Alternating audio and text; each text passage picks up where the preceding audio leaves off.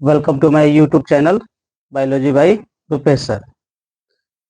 आज हम लोग ये देखने वाले हैं कि जो शुक्राणु जनन की क्रिया होती है उसका हार्मोनल नियंत्रण कैसे होता है। ठीक है, इसके पिछले वीडियो में हम लोगों ने ये देखा था कि जो शुक्राणु होता है उसकी रचना कैसी होती है, उसकी बनावट कैसी होती है और उसमें कौन कौन से पार्ट्स पाए जाते हैं। ठीक है, सबसे पहले आप लोग को ये बता दें कि ये पिछले वीडियो में जो हम लोग पढ़े थे शुक्राणु, उसमें से कुछ ऑब्जेक्टिव क्वेश्चन पूछे जाते हैं। ठीक है, इंटरमीडिएट क्लास 12 के विद्यार्थियों के बोर्ड के एग्जाम में जैसे कि क्वेश्चन होता है कि शुक्राणु के मध्य भाग में मिडिल पीस में कौन सी रचना पाई जाती है। ठीक है, तो शुक्राणु के मध्य भाग में हमने फिगर बनाकर दर्शाया था कि शुक्राणु के मध्य भाग में माइटोकॉन्ड्रिया पाया जाता है। ठीक है, आज हम लोग ये देखने वाले हैं कि शुक्राणु जनन की जो क्रिया होती है उसका हार्मोनल नियंत्रण कैसे होता है, अर्थात उस क्रिया को कैसे नियंत्रित किया जाता है। ठीक है, कैसे मतलब रेगुलेट किया जाता है, कैसे कंट्रोल किया जाता है। ठीक है, तो इस वीडियो को देखने के पहले आप इस वीडियो को ज़्यादा से ज़्यादा विद्यार्थियों तक पहुंचाएं, अपने ग्रुप में शेयर करें, कमेंट करें, लाइक करें। चलिए हम लोग देखते हैं शुक्राणु जनन का हार्मोनल नियंत्रण। ठीक है,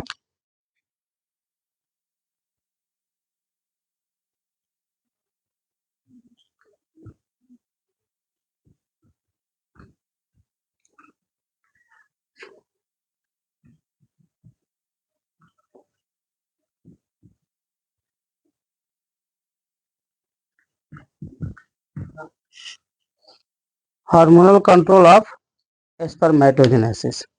ठीक है,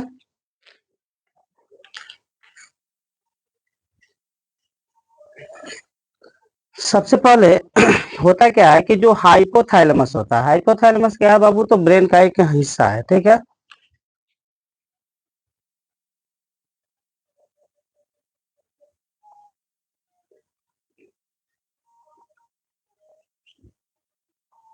हाइपोथैलेमस। ठीक है, ये ब्रेन का एक हिस्सा हो गया। इस ब्रेन के हाइपोथैलेमस द्वारा क्या होता है बाबू, तो एक हार्मोन स्रावित होता है जिसको जीएनआरएच कहते हैं। ठीक है, गोनाडोट्रोपिन रिलीजिंग हार्मोन। ठीक है,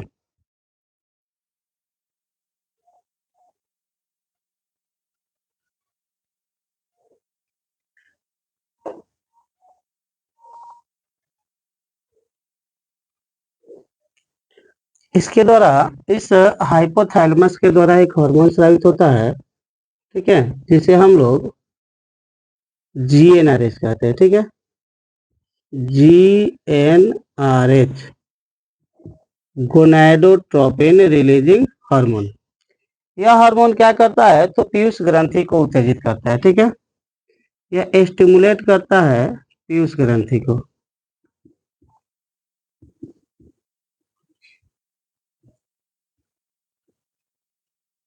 पिट्यूटरी ग्लैंड। ठीक है, थोड़ा सा इसको हम लोग इधर खींचेंगे, ठीक है, ताकि उधर जगह बन सके।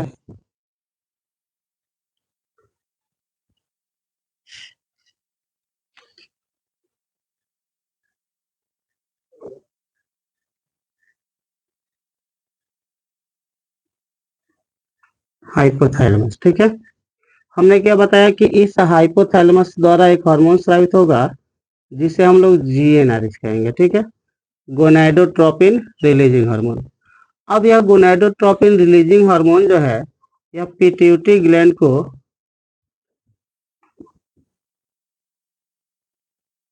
पिट्यूटरी ग्लैंड को पीयूष ग्रंथि को उत्तेजित करता है। ठीक है, जब पीयूष ग्रंथि उत्तेजित होता है, ठीक है, यहाँ पे हम लिख सकते हैं कि क्या करता है बाबू, तो स्टिमुलेट करता है। ठीक है, स्टिमुलेट, उत्तेजित करता है। ठीक है, तो जब पीयूष ग्रंथि उत्तेजित होती है तो पीयूष ग्रंथि द्वारा दो गो हार्मोन जो है वह रिलीज होता है। ठीक है, पीयूष ग्रंथि द्वारा दो गो हार्मोन रिलीज होता है।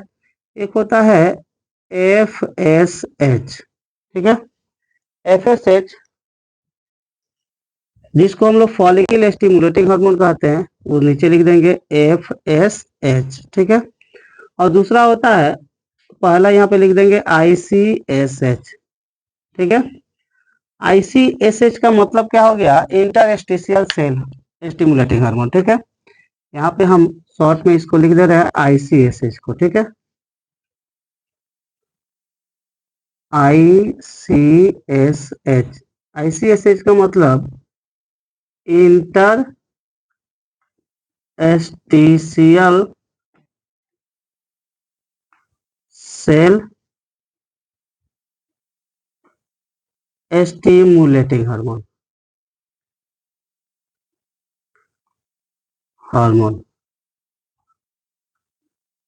ठीक है, स्टिमुलेटिंग हार्मोन ICSH का ये पूरा नाम हो गया, ठीक है, ICSH। और दूसरा यहाँ पे हम लिखे हैं FSH। FSH का मतलब क्या हो गया बाबू? तो फॉलिकल स्टिमुलेटिंग हार्मोन, ठीक है, follicle stimulating hormone, follicle stimulating hormone.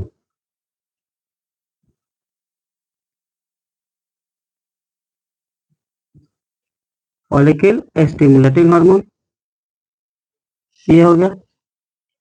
अब कह रहा है कि ये जो ICSH होता है यह स्टिमुलेट करता है किसको? तो इसको स्टिमुलेट करता है तो लेडिंग सेल को, ठीक है। ICSH यह लेडिंग सेल को उत्तेजित करता है, लेडिंग सेल, ठीक है। जब लेडिंग सेल उत्तेजित होती है तो उस स्थिति में लेडिंग सेल के द्वारा आप लोगों को बताया गया था कि ब्रिसल को प्राइमरी सेक्स ऑर्गन या प्राइमरी रिप्रोडक्टिव ऑर्गन क्यों कहते हैं, ठीक है। तो इसके द्वारा जो लेडिंग सेल के बारे में हमने बताया था कि लेडिंग सेल जो है यह दो सेमिनिफेरस टेबुल के बीच में जो खाली स्थान पाया जाता है उस खाली स्थान में एक विशेष प्रकार की अंतःस्रावी कोशिका पाई जाती है, जिसके बारे में सबसे पहले वॉन लेडिंग ने, ठीक है, वॉन लेडिंग ने कब बताया था? तो 1875 ईस्वी में, ठीक है, 1875 ईस्वी में बताया गया था। जैसे कि बहुत सारी किताब है जिसमें ये सभी रचनाओं के बारे में बताया गया है कि जो लेडिंग सेल है, ठीक है, इसका खोज जो है 1960 ईस्वी में किया गया था, लेकिन बहुत सारी किताब में जो है गलत बातें दी गई है। तो 1908 ईस्वी में बताया जाता है कि वॉन लेडिंग की मृत्यु हुई थी, ठीक है, 1908 ईस्वी में वॉन लेडिंग की मृत्यु हुई थी, न कि 1908 ईस्वी में ये खोज किए थे, ठीक है। लेडिंग सेल के बारे में सबसे पहले क्वेश्चन हो क्या? अच्छा, ठीक है। लेडिंग सेल के बारे में वॉन लेडिंग ने 1875 ईस्वी में बताया था, ठीक है।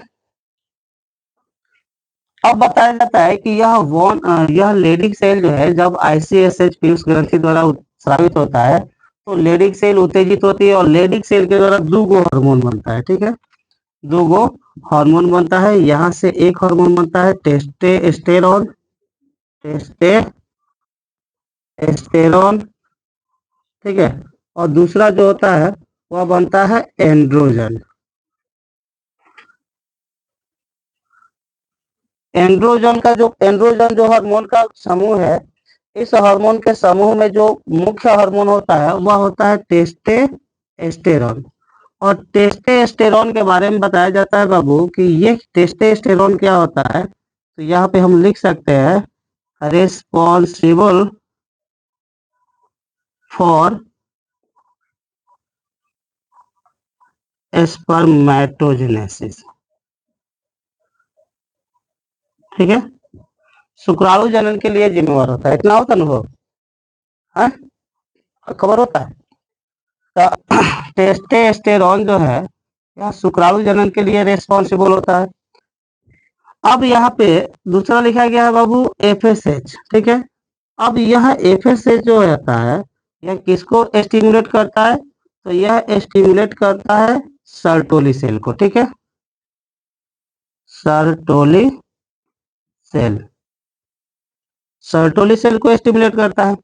जब सर्टोली सेल स्टिमुलेट होती है, उत्तेजित होती है, तो इस सर्टोली सेल के द्वारा दो गो हार्मोन निर्मित होता है, ठीक है, दो गो हार्मोन जो है वह निर्मित होता है, जिसमें पहला होता है ABP, ठीक है, और दूसरा होता है इनहिबिन। इनहिबिन, ठीक है, दो हार्मोन बन गया किसके द्वारा, सर्टोली सेल द्वारा। ठीक है, सर्टोली सेल किसके द्वारा स्टिमुलेट हुई, तो फॉलिकल स्टिमुलेटिंग हार्मोन। ठीक है, इसके द्वारा यह स्टिमुलेट हुई और स्टिमुलेट होने के बाद सर्टोली सेल के द्वारा दो हार्मोन बन गया। एक हो गया एबीपी। एबीपी का मतलब यहाँ पे हम लिख सकते हैं ए बी पी बराबर क्या है, तो androgen binding protein. Androgen binding protein, ठीक है, एबीपी का मतलब हो गया यहाँ पे androgen binding protein.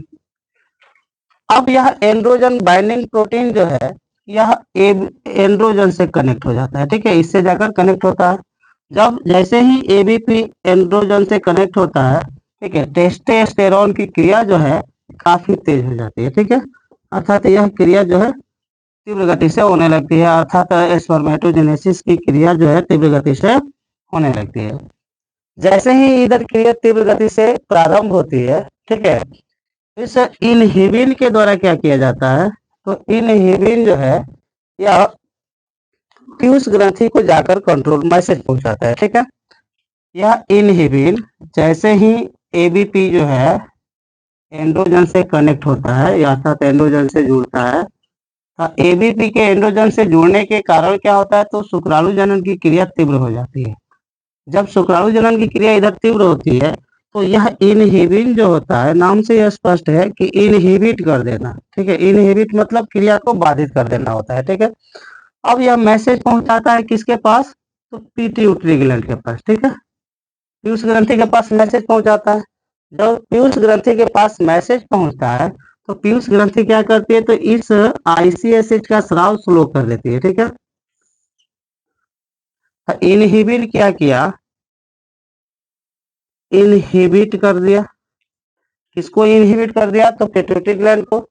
Pituitary gland जो है, पीयूष ग्रंथि जो है, जैसे ही इनहिबिट होती है अर्थात इसके पास मैसेज पहुंचता है कि शुक्राणु जनन की क्रिया तीव्र गति से हो रही है, तो उस स्थिति में यह पीयूष ग्रंथि जो कि एक मास्टर ग्लैंड है, आप लोग पढ़ चुके होंगे कि पीयूष ग्रंथि को हम लोग मास्टर ग्लैंड कहते हैं। मास्टर ग्लैंड इसलिए कहते हैं कि यह सभी अंतःस्रावी ग्रंथियों द्वारा स्रावित हार्मोन की क्रिया को नियंत्रित करती है, अर्थात सभी अंतःस्रावी ग्रंथियों को अपने कंट्रोल में रखती है।